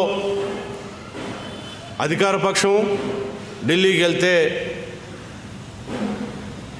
బీజేపీకి అనుకూలంగా వ్యవహరించేటటువంటి పరిస్థితి, ఎన్డీఏ కూటమికి అనుకూలంగా వ్యవహరించే పరిస్థితి. ఎన్డీఏ కూటమిలో భాగస్వాములు కూడా కాదు. అలాగే ఈ రాష్ట్రంలో ప్రధాన ప్రతిపక్షంగా ఉన్నటువంటి తెలుగుదేశం పార్టీ కూడా ఢిల్లీలోని ఎన్డీఏ కూటమికి అనుకూలంగా వ్యవహరించేటటువంటి పరిస్థితి. ఇంకా మొన్న గత ఎన్నికల్లో మనతో పాటు కలిసి పోటీ చేసినటువంటి పవన్ కళ్యాణ్ ఎన్నికలు అయిపోయిన తర్వాత వైరాగ్యం వచ్చి గడ్డాలు అవి బాగా పెంచి కొన్నాళ్ళు ఆశ్రమాల్లో అక్కడ ఇక్కడ తిరిగి ఇప్పుడు వెళ్ళి బీజేపీతో కలిసిపోయాడు. బీజేపీ అనలేదు, జనసేన అన్నాడు, కానీ మేము బీజేపీతో కలిసే ఉంటాం, బీజేపీ ఏం చెప్తే అదే చేస్తామనే పద్ధతిలో ఆయన వ్యవహరిస్తూ ఉన్నాడు. కాబట్టి రాష్ట్రంలో బీజేపీ ప్రత్యక్షంగా అధికారంలోకి లేకపోయినా రాష్ట్ర రాజకీయాలు నియంత్రించేటటువంటి స్థితిలో బీజేపీ ఉంది. వాళ్ళు ఈ రాష్ట్ర ప్రయోజనాలకి భిన్నంగా కేంద్ర ప్రభుత్వం వ్యవహరిస్తూ ఉంటే గట్టిగా గొంతెత్తి అడగలేని పరిస్థితిలో ప్రభుత్వం ఉంది. కనీసం ప్రధాన ప్రతిపక్షమైనా అడుగుద్దానంటే ప్రధాన ప్రతిపక్షం కూడా దాని మీద మాట్లాడకుండా అధికార పార్టీ మీద ప్రతిపక్షం విమర్శ, ప్రతిపక్షం మీద అధికార పార్టీ విమర్శతోని ఇక్కడ వీళ్ళిద్దరూ ఘర్షణలు పడుతున్నారు తప్ప ఢిల్లీ వెళ్ళేటప్పటికి ఇద్దరు బీజేపీతో రాష్ట్ర ప్రయోజనాలని దెబ్బతీస్తున్నటువంటి బీజేపీతో రాజీ పడతా ఉన్నారు. ఇది ఒక ప్రత్యేకమైనటువంటి పరిస్థితి మన రాష్ట్రంలో ఉంది. ఈరోజు దళితులు, గిరిజనులు, మైనారిటీల యొక్క ఓట్ల మద్దతుతోనే అధికారంలోకి వచ్చినటువంటి వైసీపీ దళితుల మీద దాడులు ఆ పార్టీకి చెందినటువంటి వాళ్ళు చేస్తున్నారు. ప్రభుత్వ వ్యవస్థలను ఉపయోగించుకొని వాళ్ళ ద్వారా కూడా దళితుల మీద దాడులు చేస్తున్నటువంటి పరిస్థితి ఉంది. శిరోమండలం కేసు, తూర్పుగోదావరి జిల్లా, మేమేం తక్కువ లేదని మన దగ్గర మన నగరంలోనే పెందుర్తిలోని మరో కేసు. ఈరోజు ఒక ఆటో డ్రైవరు, ముస్లిం మైనారిటీ వర్గానికి చెందినటువంటి వ్యక్తి పోలీసుల వేధింపులు తట్టుకోలేక తన కుటుంబం మొత్తం ఆత్మహత్య చేసుకున్నటువంటి పరిస్థితి. దీని మీద కూడా అధికార ప్రతిపక్షాలు ఒకరినొకరు విమర్శించుకుంటున్నారు తప్ప విచ్చలవిడిగా పాలనా యంత్రాంగం మీద సరైన నియంత్రణ లేక వాళ్ళు ఇష్టం వచ్చినట్టు వ్యవహరిస్తా మేము అరెస్టులు చేసామంటే అరెస్ట్ చేసిన మరుసటి రోజే బెయిల్ వచ్చింది. బెయిల్ తెచ్చిన లాయర్ ఏమో తెలుగుదేశం నాయకుడు, అతనే ఎలా బెయిల్ తెచ్చి అతను కాకపోతే ఇంకోటి వెళ్ళి తెస్తాడు. అసలు బెయిల్ వచ్చేటటువంటి పద్ధతుల్లో నువ్వు ఆ సెక్షన్లు పెట్టడం ఏంటి? మరో పక్కన రాజధాని రైతులు హక్కుల కోసం ఉద్యమం చేస్తున్నటువంటి రైతుల్లో దళితులు ఉన్న నలుగురు, వాళ్ళ మీద కూడా ఎస్సీ ఎస్టీ కేసు పెట్టి బెయిల్ నిరాకరిస్తూ జైలుకి పంపించడం, కింద కోర్టులో బెయిల్ వేస్తే బెయిల్ని నిరాకరించడం, ఈరోజు హైకోర్టు బెయిల్ ఇవ్వాల్సినటువంటి పరిస్థితి. మరి ఆ పరిస్థితి రైతులు, సామాన్య రైతుల మీదకి వచ్చి బేడీలు వేసి వాళ్ళని తీసుకొని పోతే పోలీసు వారు ఇద్దరు, సిఐ గారు ఒక కానిస్టేబుల్, ఒక కుటుంబ ఆత్మహత్యకి కారణమయ్యారని చెప్పిన ఆరోపణలతో అరెస్ట్ అయితే వాళ్ళకి మరుసటి రోజే బెయిల్ ఎలాగొచ్చింది? ఇక్కడ మీ వైఫల్యం లేదా? ఇదేదో తెలుగుదేశం లాయరే, ఇలా లాయర్ వాదించాడు, లాయర్ వాదిస్తే మటుకు ఎలాగొచ్చేసింది? ఇక్కడ లాయర్లు వాదించారు, తెలుగుదేశం లాయర్లు ఈ రైతులకు అనుకూలంగా. ఎందుకు రాలేదు వాళ్ళకి? ఎందుకంటే మీరు కేసులు ఫ్రేమ్ చేసేటప్పుడే సరైనటువంటి పద్ధతుల్లో ఆ సెక్షన్లకు అనుగుణంగా కేసులు పెట్టకపోవడం వలన జరిగినటువంటి పరిస్థితి. అన్నీ ఉచితాల పేరుతోనే నువ్వు ఇచ్చి మరో పక్కన పన్నుల భారం, కేంద్ర ప్రభుత్వం రాష్ట్ర హక్కులను హరిస్తూ ఏవైతే చట్టాలు తీసుకొచ్చిందో ఆ చట్టాలన్నింటినీ జగన్మోహన్ రెడ్డి ప్రభుత్వం, వైసీపీ ప్రభుత్వం ఈ రాష్ట్రంలో అమలు చేస్తూ ఉంది.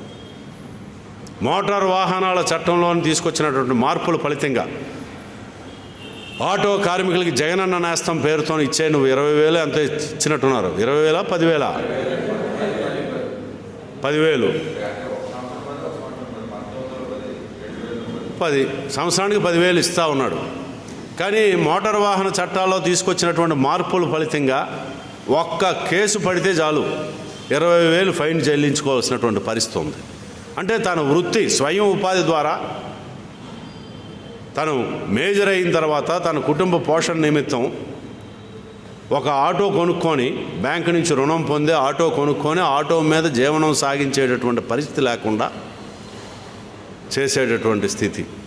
అలాగే ఇతర నేతన నేస్తం కానీ ఇతర పథకాలు కానీ వీటన్నిటినీ చూసుకుంటే ఇచ్చిన దానికన్నా భారాలు ఎక్కువ పడినటువంటి నేపథ్యం చాలా స్పష్టంగా కనిపిస్తూ ఉంది.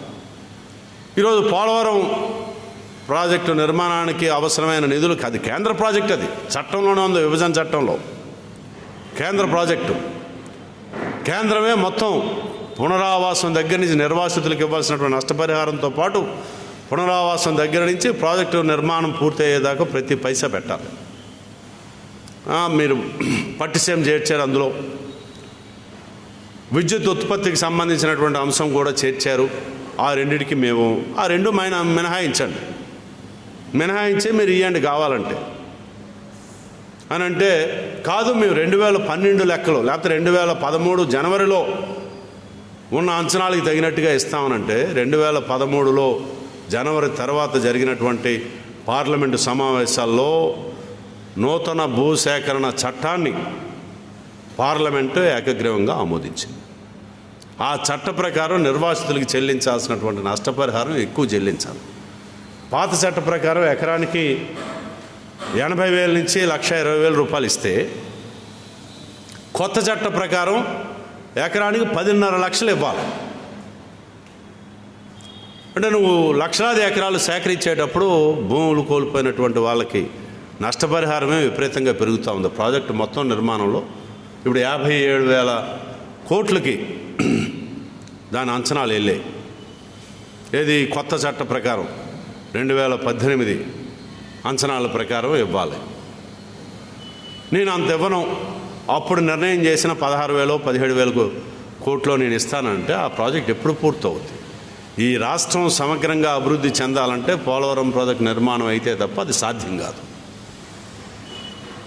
మరి అటువంటి ప్రాజెక్టు నిర్మాణానికే కేంద్ర ప్రభుత్వం మోకాలు అడ్డు పెడతా ఉంటే, కలిసికట్టుగా ఈ రాష్ట్రంలో ఉన్నటువంటి ప్రతిపక్షాలను కూడా తనతో కలుపుకొని తీసుకొని పోయి ఢిల్లీ మీద ఒత్తిడి తీసుకొచ్చి రాష్ట్ర ప్రయోజనాలు పరిరక్షించాల్సినటువంటి ప్రభుత్వం, ముఖ్యమంత్రి జగన్మోహన్ రెడ్డి గారు ఆ వైపు ఆలోచన చేయట్లా. మేము చేసేస్తాం, 2021 డిసెంబర్ కల్లా పూర్తి చేసేస్తామని చెప్పని ప్రగల్భాలు పలుకుతున్నారు తప్ప, కేంద్రం ఇలాగ అన్యాయం చేస్తుంది, వాళ్ళతో పోరాడదాం రండి, అందరమే కలిసికట్టుగా వెళ్ళి ఒకే గొంతుక రాష్ట్ర ప్రజలందరూ కూడా ఒకే గొంతుకు వినిపించి మనం దాన్ని సాధిద్దామనే పద్ధతుల్లో ఆయన దగ్గర నుంచి ఏమీ రావట్లా. అలాగే నేను ముఖ్యమంత్రిగా ఉన్నప్పుడు అప్పుడు సాంకేతిక మండలి 57,000 కోట్లకి ఆమోదించింది రివైజ్డ్ ఎస్టిమేట్స్. ఆ ప్రకారం ఖచ్చితంగా ఇవ్వాల్సిందే, ఎందుకు ఎవరో అడుగుదాం పదండి అని చెప్పని అనేటటువంటి పరిస్థితి ప్రధాన ప్రతిపక్షానికి లేదు.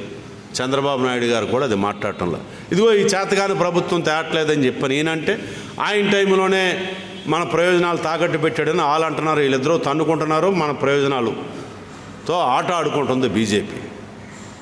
ఇది సరైంది కాదు. రాష్ట్ర ప్రయోజనాలు పరిరక్షించేటటువంటి పద్ధతుల్లో అధికార ప్రధాన ప్రతిపక్షాలు వ్యవహరించాలని వామపక్షాలుగా మనం కోరుతున్నాం.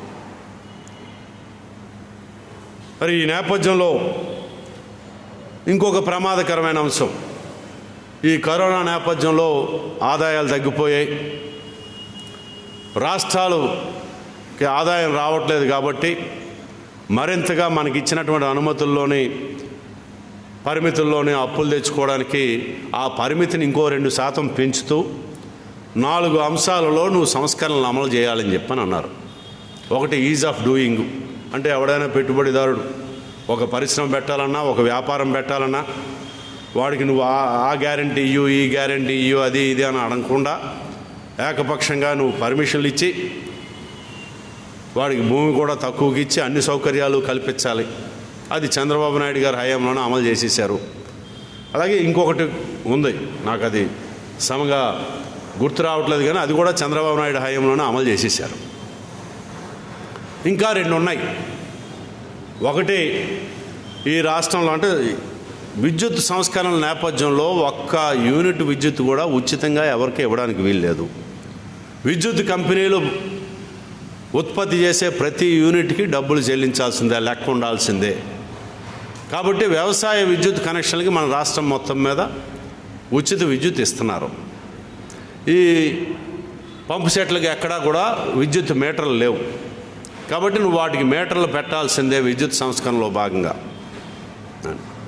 జగన్మోహన్ రెడ్డి గారు ఏమంటున్నారు, మేము ముందు శ్రీకాకుళం నుంచి ప్రారంభిస్తాం, రేపు మార్చి 31 అయ్యేటప్పటికి రాష్ట్రంలో 13 జిల్లాల్లో మొత్తం ఎన్నైతే వ్యవసాయ కనెక్షన్లు ఉన్నాయో అన్నిటికీ మేము మీటర్లు బిగించేస్తాం, మీరేం భయపడకండి, మీటర్లు పెడుతున్నామంటే డబ్బులు మీరు చెల్లించుకోవాల్సి వస్తుందని చెప్పని మీరేం భయపడకండి, మీకు ఒక ప్రత్యేకమైనటువంటి బ్యాంకు ఖాతాని తెరుస్తాం, మీరు ఎంతైతే విద్యుత్ వాడారో అంత డబ్బులు ప్రభుత్వమే మీ ఖాతాలో వేస్తుంది, మీ ఖాతా నుంచి నేరుగా విద్యుత్ బిల్లు చెల్లించవచ్చు అని చెప్తున్నారు. ఈరోజు మాట బాగానే ఉంటుంది, నువ్వు మీటర్లు బిగించుకోవాలి కాబట్టి బిగించే అంతవరకు. బిగించిన తర్వాత నువ్వు మాట మారిస్తే ఏమవుద్ది రైతు పరిస్థితి? ఇప్పటికే రైతుకి పండించినటువంటి పంటకి అయిన ఖర్చు కూడా తిరిగి రాని పరిస్థితి ఉంది. ఉచితంగా నువ్వు విద్యుత్ ఇచ్చి సబ్సిడీ రేట్లతోని నువ్వు విత్తనాలు ఇచ్చినా లేకపోతే ఎరువులు ఇచ్చినా దాంతో పండించినటువంటి పంటకి గిట్టుబాటు ధరలు లేక పెట్టిన పెట్టుబడి తిరిగి రాక రైతులు అప్పులు పాలైపోయి ఆత్మహత్యలు చేసుకున్న పరిస్థితి ఉంది. రేపు ఈ విద్యుత్తుది కూడా నువ్వు మీటర్లు బిగించి కొన్నాళ్ళ పాటు అకౌంట్లో డబ్బులు వేసి తర్వాత రాష్ట్రం దగ్గర డబ్బులు లేవని చెప్పని చేతులు ఎత్తిస్తే రైతు ఏమైపోవాలి? ఈరోజు దాన్ని అమలు చేయడానికి నీకు అదనంగా అప్పు కావాలంటే ఈ సంస్కరణ అమలు చేయాలి. ఆయన అది అమలు చేశాడు. ఇంకొకటి రాబోతా ఉంది మన మీదకి. మన స్టాలిన్ గారు అయితే ఇంకా బాగా చెప్పగలరు. పురపాలక సంఘాలలో అంటే మున్సిపాలిటీల్లో, కార్పొరేషన్లో సంస్కరణలు తేవాలి. సంస్కరణలు అంటే ఏంటి? మన దేశంలో సంస్కరణల పేరు విన్న తర్వాత సామాన్యుడి మీద భారాలు పడ్డాయి తప్ప సామాన్యుడికి ఒరిగిందేమీ లేదు. నూతన ఆర్థిక విధానాలు ఇవన్నీ వచ్చిన దగ్గర నుంచి పివి నరసింహరావు గారు ప్రవేశపెట్టినటువంటి సంస్కరణల ఫలితంతో ధరలు విపరీతంగా పెరిగాయి, ప్రజల ఆదాయాలు తగ్గిపోయాయి. ఇప్పుడు ఆ పద్ధతుల్లోనే ఈ స్థానిక సంస్థలు, ప్రత్యేకించి పురపాలక సంఘాలు, నగరపాలక సంస్థలు, ఇవి వాళ్ళు చేసేటటువంటి సేవలు, రోడ్లు వేయడము, కాలువలు శుభ్రం చేయడము, కొత్త కాలువలు నిర్మించడం, రోడ్లు వేయడం, ఇటువంటి పనులు, పారిశుద్ధ్యం, ఈ సౌకర్యాలు కల్పించినందుకు ఆస్తి పన్ను రూపంలోనే ఎక్కువగా ఆదాయాన్ని పొందుతున్నారు. ఇతరగా వృత్తి పన్ను అవి కూడా ఏవి వచ్చినా ఎక్కువగా ఆస్తి పన్ను రూపంలోనే వీటికి ఆదాయం వస్తుంది. ఇప్పుడు దాకా ఆస్తి పన్ను ఎలాగేస్తున్నారు? ఇప్పుడు ఈ భవనం ఉంది, ఇది కట్టుకున్నాం మనం, దీన్ని ఎంత విస్తీర్ణంలో ఈ భవనం ఉంది, దీన్ని అద్దెకిస్తే ఎంత వస్తుంది, ఆ అద్దె సంవత్సరానికి లెక్కేసి దానిలో 1% ఎంతో పన్ను కట్టండి అని చెప్పని అంటున్నారు. అందుకే అది కాదు, ఇక్కడ భూమి విలువ ఎంత ఉంది, అలాగే అపార్ట్మెంట్లో ఫ్లాట్ల విలువ ఒక్కొక్క ఫ్లోర్కి ఒక రేటు ఉంది, చదరపు అడుగు ఎంతకు పోతుంది అన్నది లెక్కేసి అది ఎన్ని చదరపు అడుగుల విస్తీర్ణంలో అది ఉందో చూసి దాని మీద 1% పన్ను వేస్తే ఈరోజు నువ్వు కడుతున్నటువంటి పన్ను కన్నా 10 రెట్లు ఎక్కువ పన్ను చెల్లించాల్సినటువంటి పరిస్థితి వస్తుంది. కాబట్టి ఇటీవల ప్రభుత్వం చెప్పిన మాట ఏంటి? మేము మున్సిపాలిటీలకు ఎటువంటి గ్రాంట్లు ఇవ్వం, మీరు ఎంత అయితే మీకు ఖర్చు అవుతుందో అంత డబ్బులు మీరు ఆ ప్రాంతంలో ఉన్న ప్రజల నుంచే, నివాసం ఉంటున్న ప్రజల నుంచే సంపాదించాలని చెప్పని చెప్తున్నారు. దానికి అనుగుణంగా ఈరోజు పురపాలక సంఘాలు, నగరపాలక సంస్థల్లో సంస్కరణలను అమలు చేయడానికి ఈ ప్రభుత్వం అడుగులు ముందులేస్తుంది. అవి అమలు జరిపితే ఈరోజు 3% ఎంతో మన జీడీపీలను అప్పు తెచ్చుకోవడానికి అవకాశం ఉన్నదాన్ని 4-4.5% పెరుగుతుంది. అంటే అప్పుల మీద రాష్ట్రాన్ని నడపడానికే అడుగులు వేస్తున్నామని చెప్తున్నారు. మన పక్కన ఉన్నటువంటి తెలంగాణలోని టీఆర్ఎస్ దీనికి అంగీకరించలా. ఏం అప్పు లేకపోతే మనం నడపలేమా? ఈ అప్పు కోసం మేము ప్రజల మీద భారాలు వేయలేము, వ్యవసాయ కనెక్షన్లకి మీటర్లు బిగించలేము అని చెప్పారు. వాళ్ళు ఎన్నాళ్ళు బిగించకుండా ఉంటారో మనకు తెలియదు. కానీ ఆ మాత్రం అలాగ చెప్పేటటువంటి దమ్ము ధైర్యం ఈరోజు మన రాష్ట్ర ముఖ్యమంత్రి గారికి లేనటువంటి పరిస్థితి కల్పిస్తూ ఉంది. అంటే ప్రజల మీద భారాలు వేయడమే తప్ప ప్రజలకి మరింత వెసులుబాటు కల్పించి మరింత సమర్థవంతమైనటువంటి, నీతివంతమైనటువంటి పరిపాలన అందజేయడంలో వైఫల్యం చెందినటువంటి నేపథ్యంలో ప్రజల మీద వేసేటటువంటి భారాలకి, రాష్ట్రానికి కేంద్రం చేస్తున్నటువంటి ద్రోహానికి వ్యతిరేకంగా పెద్ద ఎత్తున ప్రజల్లో మనం ప్రచార ఆందోళన కార్యక్రమాలు నిర్వహించాల్సినటువంటి అవసరం ఉంది.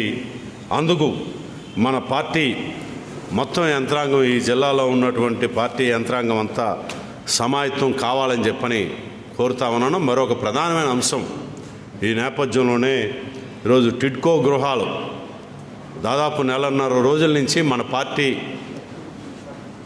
గత ప్రభుత్వ హయాంలోనే 70% నిర్మించినటువంటి ఇల్లు లేనటువంటి పేదలకి సొంత గృహాలు నిర్మించిస్తామని చెప్పని, అది సింగిల్ బెడ్రూము, డబుల్ బెడ్రూమ్ ఇల్లులు, టిడ్కో పేరుతో నిర్మించినటువంటి ఇల్లులన్నీ కూడా అందజేయాలని, ఈ నెల 16వ తారీఖు లోపు అందజేయకపోతే దీపావళి లోపు అందజేయాలని, దీపావళి లోపు మీరు అందజేయకపోతే దీపావళి అయిపోయిన తర్వాత 16వ తారీఖుని మన పార్టీగానే లబ్ధిదారులను తీసుకొని పోయి వాళ్ళకి ఆ ఇల్లు స్వాధీనం చేయాలని చెప్పని నిర్ణయం చేశాం. అదేవిధంగా ఇల్లు లేనటువంటి పేదలందరికీ ఇంటి నివేశ స్థలాలు ఉచితంగానే ఇస్తామని చెప్పిన గత ఎన్నికల హామీలో వైసీపీ ప్రభుత్వం ఇచ్చింది. దాని ప్రకారం ప్రభుత్వం పట్టణాల్లో, నగరాల్లో ఒక కుటుంబానికి సెంటు భూమి, గ్రామీణ ప్రాంతంలో కుటుంబానికి 1.5 సెంటు ఇస్తున్నారు. ఇది ఏ మూలకు చాలదు. కాబట్టి పట్టణాల్లో కనీసం 2 సెంట్ల భూమి గృహ నిర్మాణ నిమిత్తం ఇవ్వాలని, గ్రామీణ ప్రాంతంలో 3 సెంట్ల భూమి ఇవ్వాలని, అది కూడా సకాలంలో ఇళ్ళ నివేశ స్థలాలను కూడా అర్హులైన లబ్ధిదారులందరికీ అందజేయాలనే ఆందోళనతో ఈ రెండింటినీ మనం ముందుకు తీసుకెళ్లాల్సినటువంటి కర్తవ్యం మన మీద ఉంది. వాటిని పరిపూర్తి చేయడం కోసం మీరందరూ కూడా కృషి చేయాలని చెప్పని విజ్ఞప్తి చేస్తూ మీ దగ్గర సెలవు.